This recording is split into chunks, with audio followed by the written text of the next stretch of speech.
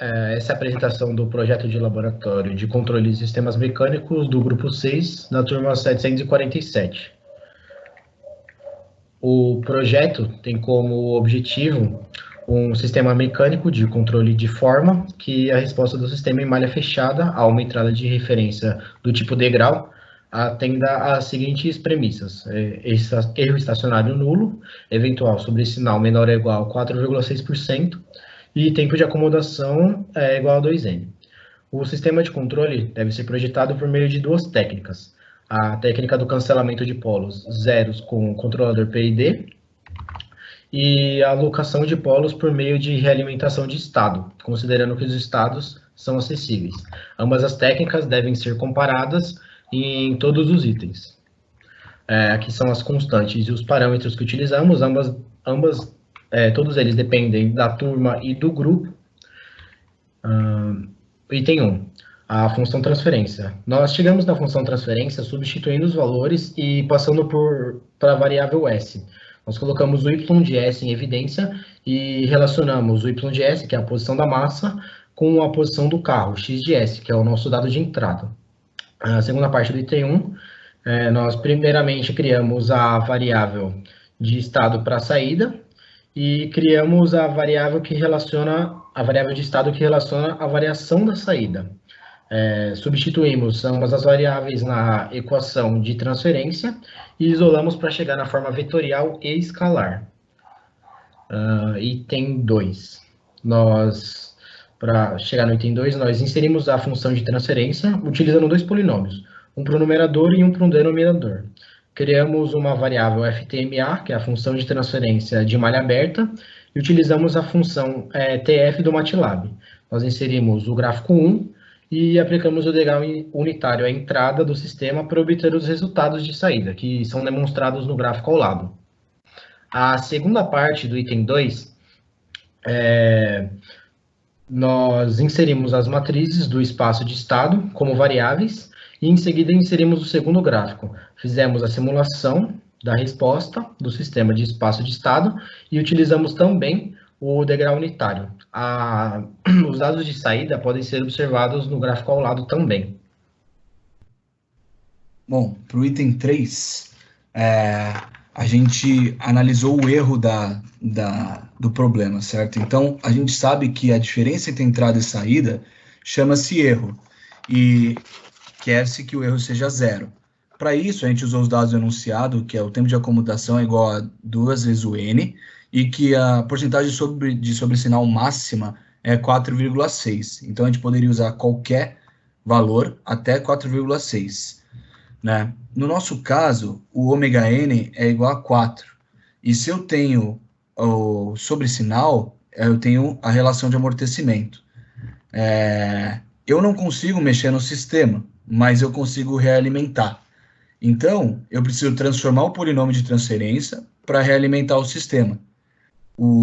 Para isso, eu crio uma matriz de realimentação e implemento na entrada, a fim de controlar a saída. O sistema de segunda ordem tem essa característica aí. Isso já é o item 4.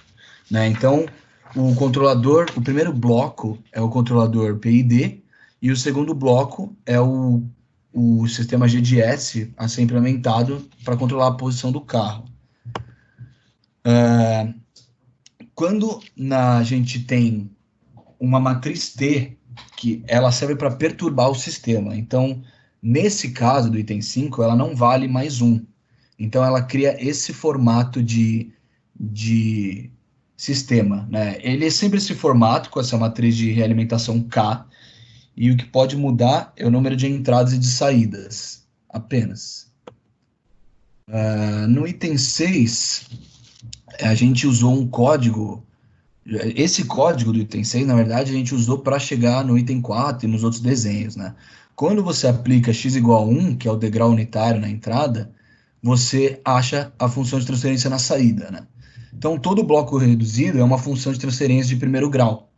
No código aqui, a gente acha o KD em função do L e do G, né? E o tempo de acomodação é igual a 4 vezes a constante de tempo para o sistema de primeira ordem. Né? Isso foi, inclusive matéria da P1. Multiplicando-se os blocos, a gente acha o Kp, Kd e Ki, e depois a função de transferência para a malha fechada, que é o G sobre 1 mais G vezes H, né?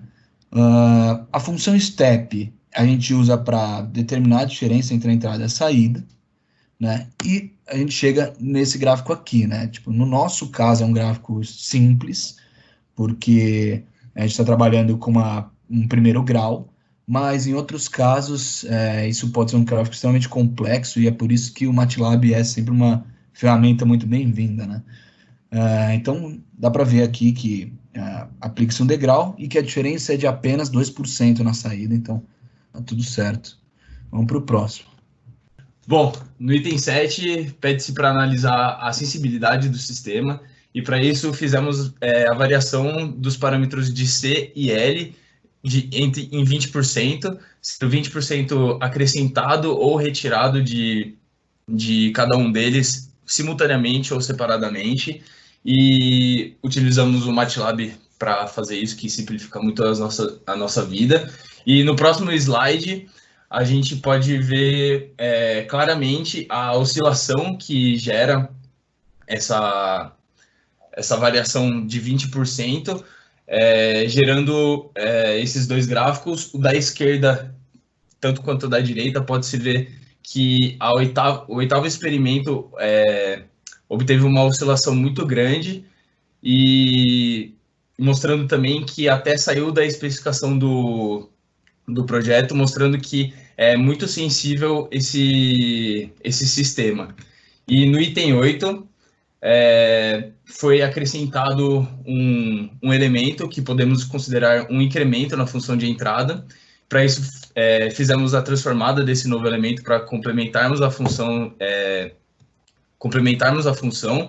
e por ela ser uma função cossenoidal, nos resultados do gráfico no próximo slide, pode-se notar o distúrbio causado por esse incremento, que no final do sistema, ao invés de se estabilizar ele, ficou com essa oscilação cossenoidal, tanto no primeiro gráfico quanto no segundo.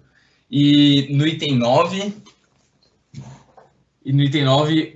pede para projetar e implementar os estados através da técnica de alocação de polos, e repetir esse experimento que a gente fez no item 8.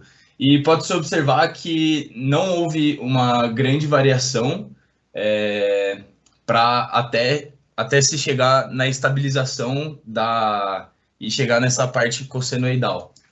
E basicamente é isso.